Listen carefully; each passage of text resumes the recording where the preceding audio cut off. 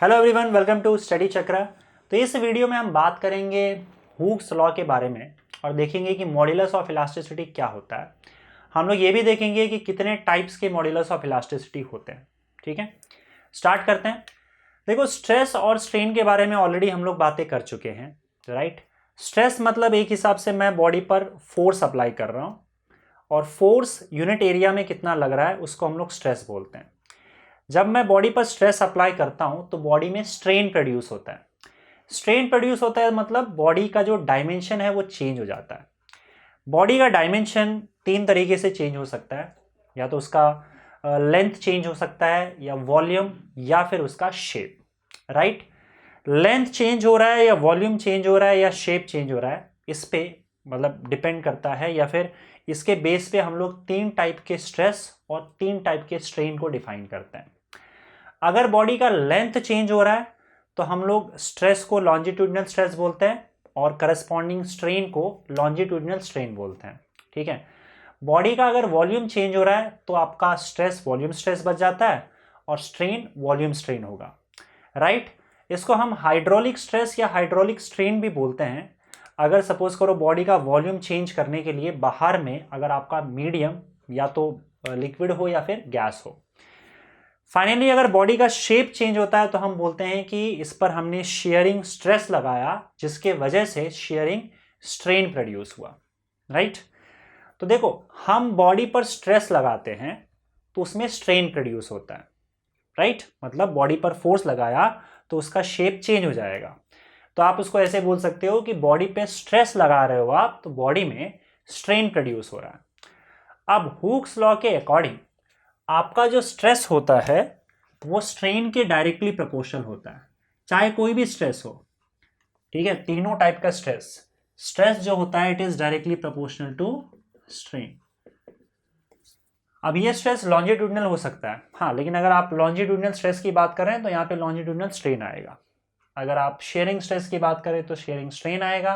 अगर आप volume stress की बात करें तो वॉल्यूम स्ट्रेन आएगा। कोई भी स्ट्रेस हो, stress will be directly proportional to strain. मतलब आप जितना ज़्यादा फोर्स लगाओगे बॉडी में डिफॉर्मेशन या बॉडी का जो शेप और साइज है उतना ही ज़्यादा चेंज होगा। ये तो ऑब्वियस है। Stress will be directly proportional to strain according to Hooke's law. हालांकि हुक्स का जो लॉ है वो एक्चुअली एक पर्टिकुलर लिमिट तक ही काम करता है और ये हम अगले वीडियो में देखेंगे कि कब तक काम करता है और उसके बाद क्या होता है। अगर मान लो उस लिमिट को हम पार कर जाते हैं तब हुक्स लॉ काम नहीं करेगा। उसको एक्चुअली में हम लोग प्रोपोर्शनल लिमिट बोलते हैं। उसके बाद एक्चुअली में क्या होता है ये आपको अगले वीडियो में देखने को मिलेगा। फिलहाल हम मान के चलते हैं कि उस लिमिट को हम पार नहीं कर रहे हैं और लिमिट से पहले ही आपका स्ट्रेस जो है वो स्ट्रेन के डायरेक्टली प्रोपोर्शनल होगा। इससे होता क्या है कि अगर हम आगे इसको मैथमेटिकली लिखें तो stress will be equal to some constant, एक कांस्टेंट आ जाएगा proportionality constant multiplied by strain, और यहां से आपको m का एक फॉर्मूला मिल जाएगा, स्ट्रेस अपॉन स्ट्रेन। ओके, अच्छा, यहां पे जो m है इस m को हम क्या बोलेंगे, it is a proportionality constant. ये एक प्रोपोर्शनैलिटी कांस्टेंट है और इसको बोला जाता है, इसको हमने नाम दे रखा है मॉड्यूलस ऑफ इलास्टिसिटी। इसको बोलते हैं मॉड्यूलस ऑफ इलास्टिसिटी। ठीक है, अच्छा, अब इसके अगर सपोज करो हम यूनिट की बात करें तो यूनिट और डायमेंशन की बात करें तो पहले यूनिट की बात कर लेते हैं, ऐसा यूनिट, और फिर मैं इसको मीनिंग बताऊंगा कि इस m का क्या मतलब है। ऐसा यूनिट क्या होगा m का, बताओ। देखो, स्ट्रेस का यूनिट होता है न्यूटन पर मीटर स्क्वायर, स्ट्रेन का कोई यूनिट नहीं होता। इसका मतलब m का वही यूनिट होगा जो स्ट्रेस का यूनिट होता है, दैट इज न्यूटन पर मीटर स्क्वायर, और इसका डायमेंशंस भी वही होगा जो स्ट्रेस का डायमेंशन होगा। तो स्ट्रेस का डायमेंशन हमने क्या लिखा था, m1 L1 T-2 divided by L2 और m1 L-1 T-2, यही होगा ना, यस। तो ये आपका m का डायमेंशन हो गया। अब देखो, ये किसी भी बॉडी का अगर हम m कैलकुलेट करते हैं, मॉड्यूलस ऑफ इलास्टिसिटी कैलकुलेट करते हैं, तो इस मॉड्यूलस ऑफ इलास्टिसिटी का मतलब क्या है। जैसे अगर मैंने आपको दो ऑब्जेक्ट दे दिया, ठीक है, और आपसे ये कहा एक ऑब्जेक्ट ए दिया है और दूसरा ऑब्जेक्ट बी दिया है, और आपसे मैंने ये कहा कि ए का मॉड्यूलस ऑफ इलास्टिसिटी ज़्यादा है बी के कंपैरिजन में, तो इसका क्या मतलब निकलता है? अगर ए का मॉड्यूलस ऑफ इलास्टिसिटी ज़्यादा है बी के कंपैरिजन में, तो इसका मतलब क्या? मान लो मुझे दोनों बॉडी के अंदर सेम स्ट्रेन प्रोड्यूस करना है। एक काम करते हैं, इसको सिंप्लिसिटी के लिए क्या करते हैं, वायर बना देते हैं। ए का एक वायर बना दिया और बी का एक वायर बना दिया, और मुझे दोनों के अंदर स्ट्रेन प्रोड्यूस करना है। स्ट्रेन प्रोड्यूस करने का मतलब क्या है? आपको उसका लेंथ चेंज करना है, डायमेंशन चेंज करना है। अब मुझे दोनों के अंदर सेम स्ट्रेन प्रोड्यूस करना है। मान लो इसका भी लेंथ मुझे 1 सेंटीमीटर से चेंज करना है और इसका भी 1 सेंटीमीटर से ही चेंज करना है, और दोनों का इनिशियल लेंथ सेम था। मान लो ये 2 मीटर था, ये भी 2 मीटर है, तो हमने दोनों में सेम स्ट्रेन प्रोड्यूस किया। आप सुनो, किसका एम ज़्यादा होगा? एम का फॉर्मूला क्या है? Stress upon strain. तो अगर मैं M is equal to stress upon strain लिखता हूं और दोनों में मैंने सेम स्ट्रेन प्रोड्यूस किया है, तो इसका मतलब जिसमें स्ट्रेस ज़्यादा लगा होगा उसका मॉड्यूलस ऑफ इलास्टिसिटी एम जो है वो ज़्यादा होगा। अगर मैं ये बोल रहा हूं कि ए का एम ज़्यादा है बी के कंपैरिजन में, इसका मतलब ए के अंदर 1 सेंटीमीटर बढ़ाने के लिए मुझे ज़्यादा स्ट्रेस लगा होगा, और स्ट्रेस मतलब होता है फोर्स जो भी मैंने अप्लाई किया पर यूनिट एरिया। इसका मतलब अगर दोनों का एरिया सेम है, राइट, तो मुझे इस 1 सेंटीमीटर को चेंज करने के लिए इस केस में ज़्यादा फोर्स लग रहा है और इस केस में कम फोर्स लग रहा है, क्योंकि इसका एम ज़्यादा है और इसका एम कम है। समझ गए? तो इसका मतलब ये है कि जिसका मॉड्यूलस ऑफ इलास्टिसिटी ज़्यादा होता है उसके अंदर स्ट्रेन प्रोड्यूस करना थोड़ा मुश्किल है। जितना ज़्यादा एम का वैल्यू होगा, जितना ज़्यादा मॉड्यूलस ऑफ इलास्टिसिटी का वैल्यू होगा, उतना आपको डिफ़िकल्टी महसूस होगी उस बॉडी के शेप को चेंज करने के लिए, या फिर उतना बॉडी रेजिस्ट करेगा अपने अंदर कोई चेंज लाने देने के लिए। ये चेंज सिर्फ लेंथ की बात नहीं कर रहा हूँ मैं, ये चेंज वॉल्यूम का भी हो सकता है और ये चेंज आपका शेप का भी हो सकता है। बिकॉज यहाँ पे हमने लेंथ कंसिडर किया है, पर आपका स्ट्रेस और स्ट्रेन 3 टाइप का होता है, ये आप जानते हो। तो यहाँ पे हम लेंथ चेंज कर रहे हैं, किसी केस में वॉल्यूम भी चेंज कर सकते हैं और किसी केस में हम शेप भी चेंज कर सकते हैं बॉडी का। तो आप ये समझ लो कि जिसका मॉड्यूलस ऑफ इलास्टिसिटी का वैल्यू ज़्यादा होगा उस बॉडी का शेप और साइज चेंज करना मुश्किल होता है। जिसका कम होता है, एम का वैल्यू कम होगा, आप उसका शेप जो है वो इजीली चेंज कर सकते हो। समझे? तो एक्चुअली में मॉड्यूलस ऑफ इलास्टिसिटी का ये मीनिंग होता है।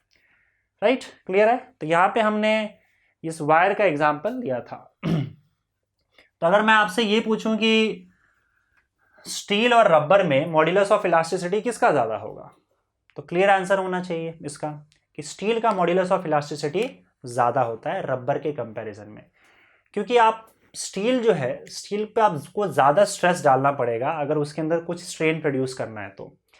लेकिन रबर का जो स्ट्रेन है वो इजीली प्रोड्यूस किया जा सकता है कम स्ट्रेस में भी।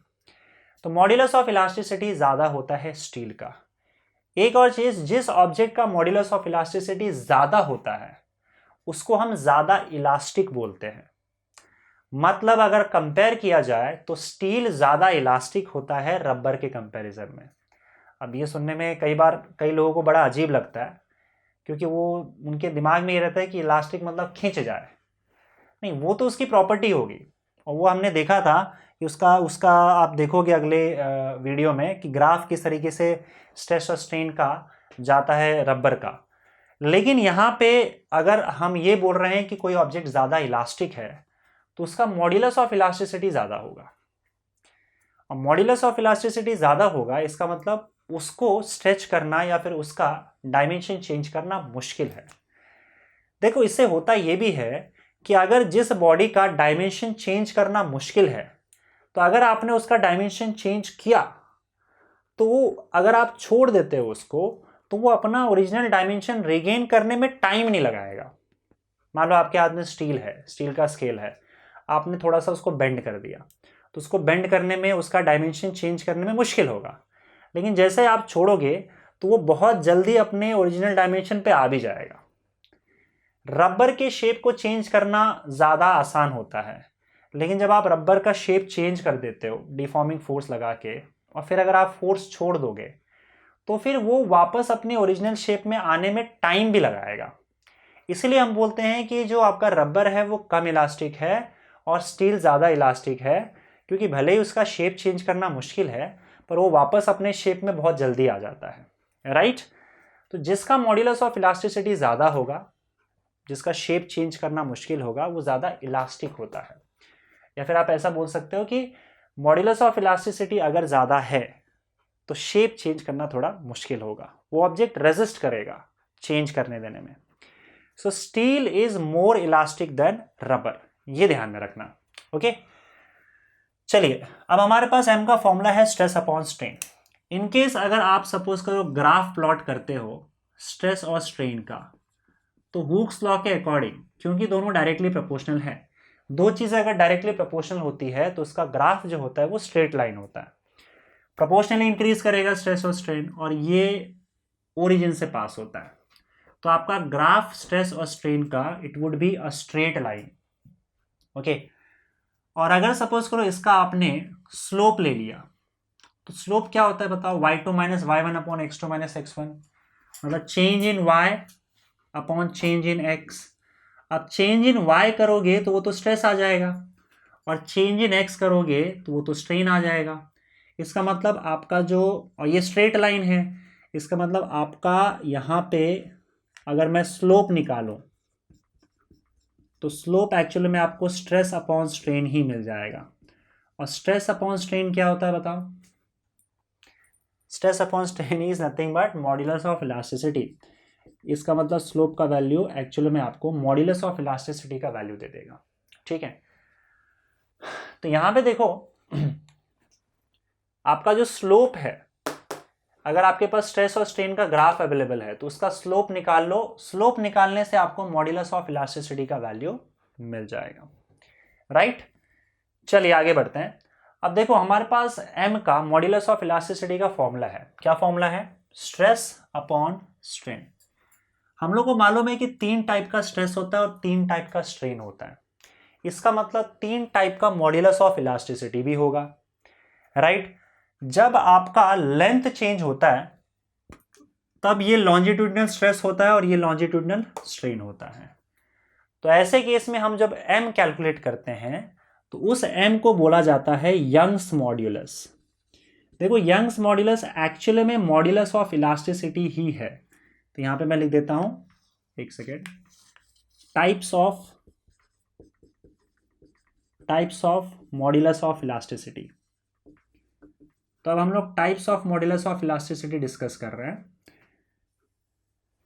मतलब m का ही टाइप है, m के 3 टाइप है, क्योंकि हमारे पास 3 टाइप का स्ट्रेस और 3 टाइप का स्ट्रेन है। तो जब लेंथ में चेंज आता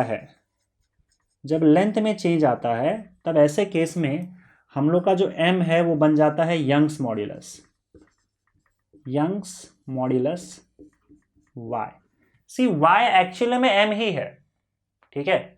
बस फर्क ये है कि जब हम लोग लॉन्जिट्यूडनल स्ट्रेस और लॉन्जिट्यूडनल स्ट्रेन की बात करते हैं, if it is longitudinal stress and longitudinal strain, तो ऐसे केस में हम इस m को y बोल देते हैं। तो यंग्स मॉड्यूलस y का फॉर्मूला क्या हो जाएगा, longitudinal stress upon longitudinal strain, okay. So y is equal to, now longitudinal stress क्या होता है बताओ, स्ट्रेस इज फोर्स पर यूनिट एरिया, और लॉन्जिट्यूडनल स्ट्रेन क्या था बताओ, change in length upon original length. तो फाइनली आपका जो y का वैल्यू आ जाएगा, it is f upon a upon delta a upon l ऊपर चला जाएगा, और f l upon a into delta l हो जाएगा, sorry a into delta l। ये आपका यंग्स मॉड्यूलस का फॉर्मूला आ गया, ठीक है, राइट। तो यहां पे देखो यंग्स मॉड्यूलस जो है, अब ये यंग्स मॉड्यूलस आपको क्या बताता है, see Young's modulus is nothing but modulus of elasticity only. बस हम लेंथ जब चेंज हो रहा है तो ऐसे केस में इसी यंग्स मॉड्यूलस ऑफ इलास्टिसिटी को यंग्स मॉड्यूलस बोल देते हैं। तो इसका मतलब जो प्रॉपर्टी, जो मतलब मॉड्यूलस ऑफ इलास्टिसिटी का है, वही सेम मतलब आपके यंग्स मॉड्यूलस का भी है। इसका भी भाई एसआई यूनिट जो होगा SI unit of Y, obvious सी बात है न्यूटन पर मीटर स्क्वायर ही होगा, जो m की चीज़ें हैं वही यहाँ पे भी होगी। और इसका डायमेंशन जो होगा वो अगेन m1 l-1 और t-2 होगा ना। अगर किसी बॉडी का y ज़्यादा है तो फिर वो अपने अंदर इजीली अपने लेंथ को चेंज नहीं होने देगा। आपको उसका लेंथ चेंज करना है तो उस पर ज़्यादा फोर्स लगाना पड़ेगा या फिर ज़्यादा स्ट्रेस लगाना पड़ेगा। अगेन अगर हम एग्जांपल लें कि अगर एक पतला सा रबर लें और एक पतला सा स्टील लें और दोनों का लेंथ चेंज करने की कोशिश करें, तो स्टील का लेंथ जल्दी चेंज नहीं होगा, रबर का लेंथ जल्दी चेंज हो जाएगा। स्टील का यंग्स मॉड्यूलस ज़्यादा होता है, रबर का यंग्स मॉड्यूलस कम होता है। ठीक है, सेम चीज़ है, जो m है वही y है, बस फर्क यहाँ पे ये है कि हम यहाँ पे लेंथ को चेंज कर रहे हैं, तो आपका मॉड्यूलस ऑफ इलास्टिसिटी जो है उसको यंग्स मॉड्यूलस बोलते हैं। ठीक है, अच्छा अब दूसरे टाइप का स्ट्रेस होता है, that is your volume stress and volume strain, जिसको हम लोग एक केस में हाइड्रोलिक स्ट्रेस और हाइड्रोलिक स्ट्रेन भी बोलते हैं। तब उसकी बात कर लेते हैं। सेकेंड टाइप जो होता है आपका, फर्स्ट केस क्या हो गया आपका यंग्स मॉड्यूलस, सेकेंड टाइप जो होता है उसको हम बोलते हैं बल्क्स मॉड्यूलस। बल्क्स मॉड्यूलस को हम लोग B से रिप्रेजेंट कर रहे हैं। अब देखो बच्चों की कई टेक्स्ट बुक में नोटेशंस अलग अलग हो सकते हैं। मैंने NCERT में देखा था कि इसको जो मॉड्यूलस ऑफ इलास्टिसिटी है इसको K से रिप्रेजेंट किया था, राइट। बल्क मॉड्यूलस को कई लोग K से रिप्रेजेंट करते हैं, यहाँ पे मैं B से रिप्रेजेंट कर रहा हूँ, B है यहाँ पे बल्क्स मॉड्यूलस। तो आप नोटेशंस में कंफ्यूज मत हो जाना, आप वर्ड्स पर ध्यान रखो और आप उसको किसी भी चीज़ से डिनोट कर सकते हो। तो बल्क मॉड्यूलस को हम यहाँ पे B से डिनोट करते हैं। अब सुनो, बल्क मॉड्यूलस हम लोग तब कैलकुलेट करते हैं when there is change in volume. जब वॉल्यूम में चेंज हो रहा है तो इसका मतलब आपका जो स्ट्रेस है वॉल्यूम स्ट्रेस हो जाएगा और स्ट्रेन वॉल्यूम स्ट्रेन हो जाएगा, और आपका जो मॉड्यूलस ऑफ इलास्टिसिटी m है वो बन जाएगा B। सो ये B is equal to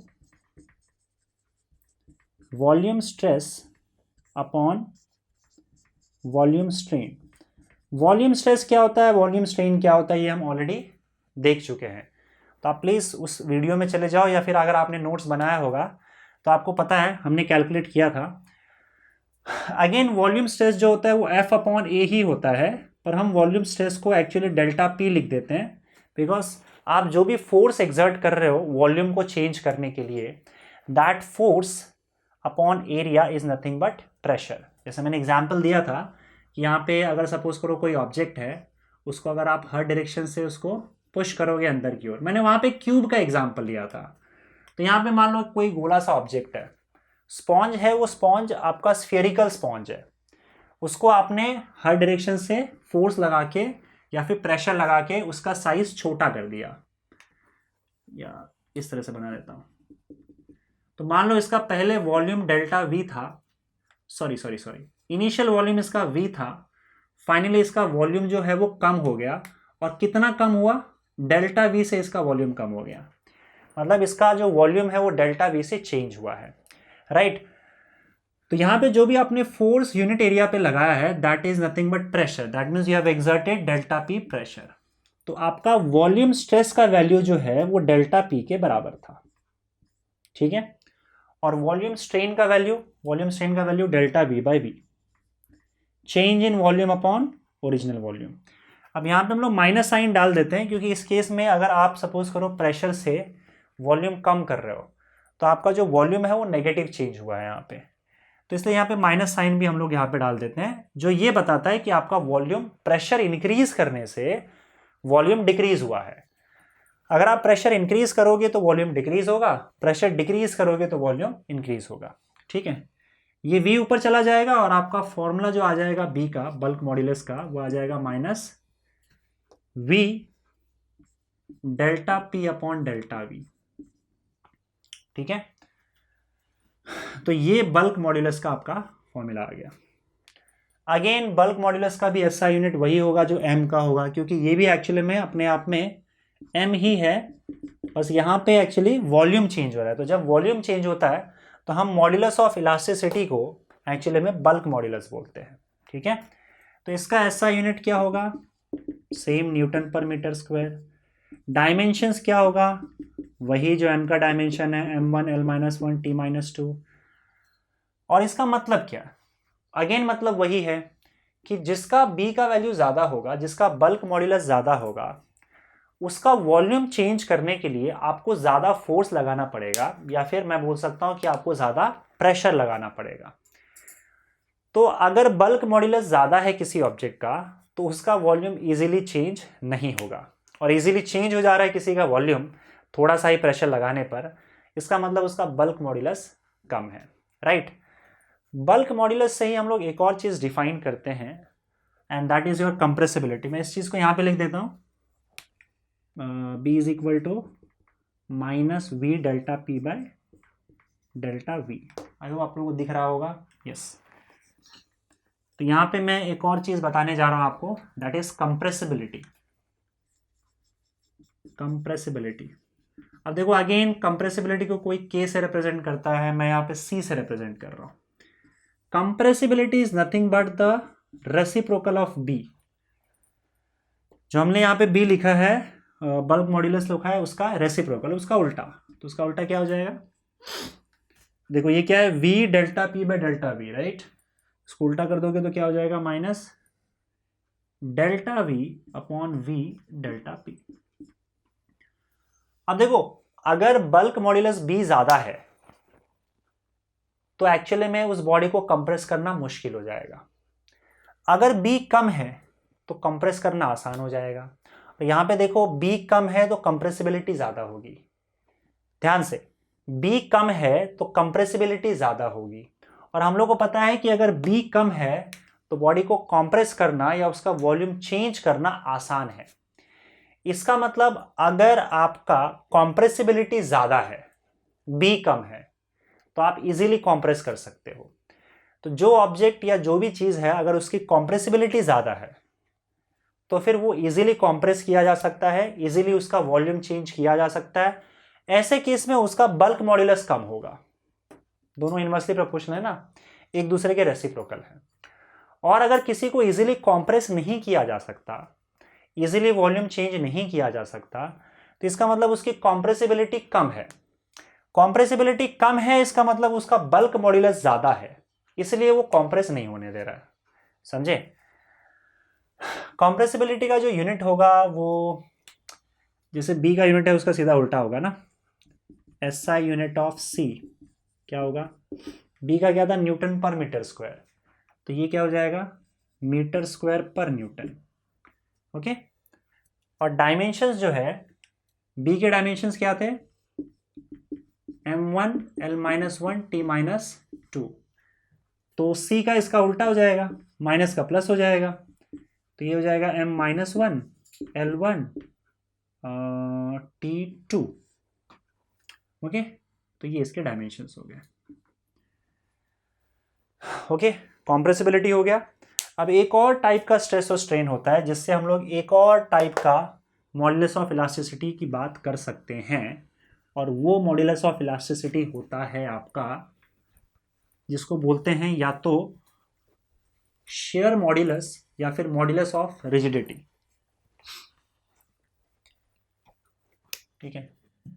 third modulus of elasticity is third modulus of elasticity को बोला जाता है मॉड्यूलस ऑफ रिजिडिटी, या फिर उसको शेयर मॉड्यूलस भी बोलते हैं। अगेन यहाँ इसका भी जो नोटेशन है वो अलग अलग टेक्स्ट बुक में अलग अलग है। अगर आप एनसीईआरटी में देखोगे तो उसको एनसीईआरटी में इसको रिप्रेजेंट किया गया है जी से, और नॉर्मली अदर बुक्स में इसको रिप्रेजेंट करते हैं ईटा से, जी या फिर ईटा। तो मैं यहाँ पे ईटा यूज करने वाला हूँ क्योंकि बहुत जगह पे ईटा यूज किया गया है। तो ईटा मॉड्यूलस ऑफ इलास्टिसिटी। तो ये जो तीसरा स्ट्रेस हमारा बचा था, ये कब होगा, जब आपका शेप चेंज होता है। तो जब बॉडी का शेप चेंज होता है तो ऐसे केस में हम लोग शेयरिंग स्ट्रेस और शेयरिंग स्ट्रेन डिफाइन करते हैं। तो जब शेयरिंग स्ट्रेस और शेयरिंग स्ट्रेन लेंगे तो आपका मॉड्यूलस ऑफ इलास्टिसिटी बन जाएगा मॉड्यूलस ऑफ रिजिडिटी या फिर shear modulus. So your modulus of rigidity is nothing but sharing stress upon shearing strain. It is the ratio of shearing stress upon shearing strain. तो याद करो, हम लोगों ने देखा था कि अगर सपोज करो आप कोई ऑब्जेक्ट है उस पर टेंजेंशियल फोर्स लगाते हो, या हमने सिलेंडर का एग्जांपल लिया था यहाँ पे, अगर इस पर हम लोग टेंजेंशियल फोर्स लगाते हैं तो ये एक्चुअली में कुछ इस तरीके से इसका शेप बदल जाता है ना। यहाँ पे देखो ये टेंजेंशियल फोर्स लगाया था तो ये यहाँ से उठकर यहाँ चला गया, तो इतना इसका डिस्प्लेसमेंट हुआ। This is your relative displacement और दिस इज योर एल और ये आपका थीटा। तो हमने शेयरिंग स्ट्रेस कैसे डिफाइन किया था बताओ। शेयरिंग स्ट्रेस तो चलो एफ अपॉन ए था, जो भी आपने टेंजेंशियल फोर्स लगाया था डिवाइडेड बाय जिस एरिया पे आप लगा रहे हो। अगर इस एरिया पे लगा रहे हो तो तुम्हारा एफ अपॉन ए आ जाएगा। शेयरिंग स्ट्रेन हमने कैसे डिफाइन किया था याद है। Shearing strain was defined as this delta x relative displacement of both the layers divided by perpendicular distance between these two layers, वो L था आपका। और यही आपका tan थीटा बन गया था, क्योंकि इस ट्राइंगल में अगर आप tan थीटा निकालोगे तो डेल्टा x बाय L आ जाएगा। और अगर आपका थीटा बहुत छोटा है तो ये थीटा बन जाएगा इन रेडियन, और ये क्या होना चाहिए, थीटा इज स्मॉल। अगर थीटा बहुत छोटा है तो tan थीटा आपका थीटा भी बन जाएगा। तो एक्चुअली में थीटा बहुत छोटा ही होता है इस केस में, तो हम थीटा मान के चलेंगे। शेयरिंग स्ट्रेन या तो थीटा मान के चलो या तो डेल्टा x बाय एल मान के चलो। तो ये सारे वैल्यूज इसमें अगर आप सब्सटीट्यूट कर दोगे तो ईटा का वैल्यू आपका आ जाएगा, shearing stress is F upon A, tangential force upon A, और शेयरिंग स्ट्रेन जो है वो delta x upon L. Okay, ये l ऊपर चला जाएगा तो ईटा का वैल्यू आपका आ जाएगा एफ एल अपॉन ए डेल्टा एक्स, ए डेल्टा एक्स। ये आपका ईटा का वैल्यू आ गया। अगर सपोज करो हम इस फॉर्मूले से जाए एफ अपॉन ए, और शेयरिंग स्ट्रेन का जो वैल्यू है वो हम थीटा ले लेते हैं डिवाइडेड बाय थीटा, तो ईटा का वैल्यू एफ अपॉन ए थीटा भी आ जाएगा। तो या तो आप ए थीटा ले लो या फिर ये वाला ले लो। तो थीटा इज इक्वल टू आप डेल्टा एक्स बाय एल यहाँ पे डाल दोगे तो फिर से यही आ जाएगा, समझ रहे हो ना। तो थीटा के टर्म्स में ये, डेल्टा एक्स बाय एल के टर्म्स में ये, तो ये आपका मॉड्यूलस ऑफ रिजिडिटी कहलाता है या फिर शेयर मॉड्यूलस कहलाता है। ठीक है, तो यहाँ पे हम लोग ने इसका भी देखो एसआई यूनिट अगर आप देखोगे तो सेम रहेगा। एसआई यूनिट ऑफ ईटा जो होगा वो क्या होगा, न्यूटन पर metre square. Then you have dimensions of eta. Dimensions of eta क्या होगा, बोलो बोलो बोलो बोलो। सेम होगा m1 l-1 t-2। और ईटा का भी मतलब वही होता है कि किसी ऑब्जेक्ट का अगर मॉड्यूलस ऑफ रिजिडिटी ज़्यादा है तो वो इजीली अपना शेप रीगेन कर सकता है, या फिर इसके शेप को चेंज करना मुश्किल है। और अगर ईटा कम है तो शेप इजीली चेंज हो जाएगा, राइट। तो ईटा का भी वही मतलब होता है जो मॉड्यूलस ऑफ इलास्टिसिटी का मतलब होता है। तो हमने तीन चीज़ों के बारे में देखा यहाँ पे, ईटा, डी, और जो हमारा फर्स्ट था यंग्स मॉड्यूलस। तो जब बॉडी के लेंथ में चेंज हो रहा है देन वहाँ पे उस केस में मॉड्यूलस ऑफ इलास्टिसिटी को हम यंग्स मॉड्यूलस बोलते हैं, और वो longitudinal stress upon longitudinal strain होता है। जब बॉडी के वॉल्यूम में चेंज आता है तब आपका मॉड्यूलस ऑफ इलास्टिसिटी बन जाता है bulk modulus, that is volume strain upon volume stress upon volume strain, या फिर आप उसको hydraulic stress upon hydraulic strain भी लिख सकते हो। तो वो उस केस में आपका जो मॉड्यूलस ऑफ इलास्टिसिटी है उसको हम लोग बल्क मॉड्यूलस बोलते हैं। बल्क मॉड्यूलस के रेसिप्रोकल को बोला जाता है कंप्रेसिबिलिटी। ओके, और फाइनली अगर आपका शेप चेंज हो रहा है बॉडी का तो ऐसे केस में मॉड्यूलस ऑफ इलास्टिसिटी को बोला जाता है या तो मॉड्यूलस ऑफ रिजिडिटी या फिर shear modulus, and that is equal to shearing stress upon shearing strain, right. ये तीनों के तीनों जो हमने यहाँ पे भी पढ़े फिलहाल, यंग्स मॉड्यूलस, बल्क मॉड्यूलस, याद रखना बल्क मॉड्यूलस को के भी लिखते हैं कई जगह पे, मैंने बी से रिप्रेजेंट किया, कोई इशू नहीं है, और मॉड्यूलस ऑफ रिजिडिटी। ये तीनों की तीनों actually they are types of modulus of elasticity, जहाँ पे एक जगह पे लेंथ चेंज हो रहा है, दूसरी जगह पे आपका वॉल्यूम चेंज हो रहा है और तीसरी जगह पे आपका शेप चेंज हो रहा है। तो इस वीडियो में इतना ही, मिलते हैं नेक्स्ट वीडियो में। Okay, thank you.